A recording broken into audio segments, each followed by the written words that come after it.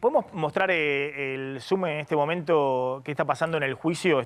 Sí, te cuento porque hace instantes el fiscal Sergio Mola hizo el cálculo de cuánto le costó al Estado Nacional toda la maniobra que se está denunciando. Estamos hablando, según el cálculo que hace la Fiscalía, 5.231 millones de pesos es la defraudación al Estado que se habría hecho por esta maniobra vinculada a la obra pública de vialidad en Santa Cruz.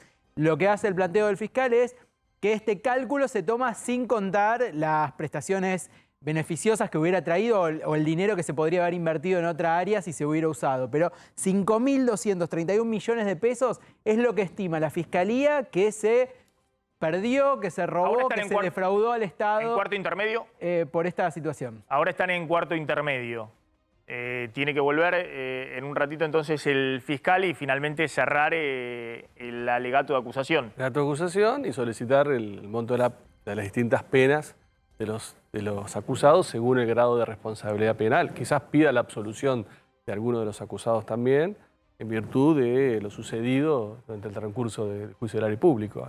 Es otra posibilidad que tiene también el fiscal. Usted decía, doctor, no le cerraba tanto el tema de asociación ilícita, pero decía es a veces lo que utilizan los fiscales y demás, una figura penal, porque las figuras penales de corrupción en la Argentina tienen baja pena. Tienen baja pena y los juicios... Defraudación a la administración pública, por ejemplo. Tienen baja pena y los procesos siempre han durado un promedio de 20 años. Entonces siempre ese ha sido el problema. ¿Es de 2 a 6 años? De 2 a 6 años. Y la accesoria de inhabilitación si uno es funcionario. Pero ese ha sido uno de los problemas que el órgano de la Convención Interamericana y la Convención de ONU contra la Corrupción siempre le han marcado a Argentina, que las penas son muy bajas y que los procesos son muy largos y que se llega a muy pocas condenas. Por eso dice Luciani apela a defraudación a la administración pública y también a asociación ilícita, siendo que a la asociación ilícita es mucho más difícil de probar. Es mucho más difícil de probar, en este contexto es mucho más difícil de acreditar, pero aumenta significativamente el monto de la pena, endurece el monto final de la pena. Doctor, para hacerle una pregunta para agregar, porque la mayoría de las declaraciones del peronismo en contra de la justicia hablan del tema de la proscripción. Esto de la proscripción, ¿en qué medida, teniendo en cuenta que hay elecciones en 2023, en qué medida se podría llegar a algo así y en qué medida se está usando como una articulación política?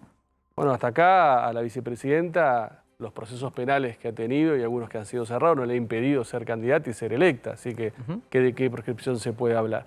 Y en el marco, en la medida que el día de mañana, si llegue eventualmente una sentencia de condena que pase por la revisión de la Cámara de Casación, de la Corte Suprema de Justicia, sino que se aplica al ordenamiento vigente, que implica que una condena penal firme se inhiben los derechos políticos pasivos. Entonces, usualmente, ¿cuánto tiempo demora ese proceso hasta llegar a la condena firme con la inhabilitación? Los tiempos de la justicia en Argentina son como los tiempos de Dios, son insondables. Depende del contexto, depende de la situación. No creo que llegue a la elección del año que viene, no creo que llegue a inhibirla para la elección. Y lo que está diciendo usted es que mientras no esté el fallo de la Corte Suprema de Justicia... puede ser candidata y puede ser electa. La propia jurisprudencia indica que puede ser... La Corte lo resolvió para el caso Menem de esta manera. En general ha sido la justicia argentina muy flexible, con un criterio básico de no proscribir a nadie.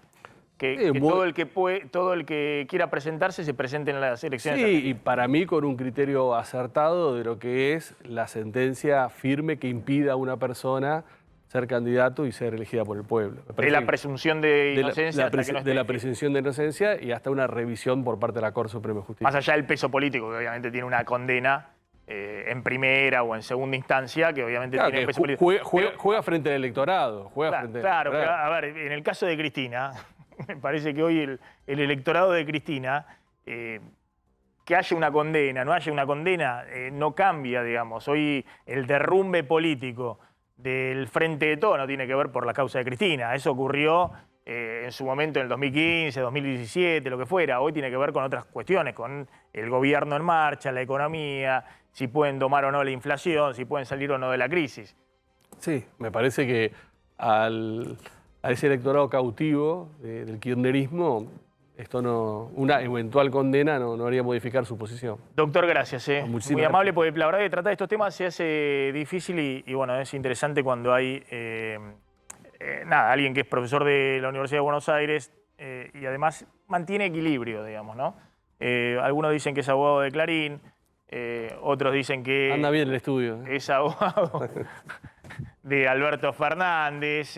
A mí me interesa eso, digamos, cuando hay alguien que en general le pegan de los dos lados cuando no les gusta lo que dicen. El doctor Parrilli dijo que el abogado de Clarín y esto que el otro. Es cierto que también había cierta inquina también con el otro abogado que es el doctor Alberto Fernández, que también lo consideraban abogado de Clarín hasta que lo nombraron candidato para ser presidente de la Nación. Pero bueno, son esas contradicciones que tiene el Frente de Todos. Gracias, Muchas doctor. gracias, Max. Muy amable.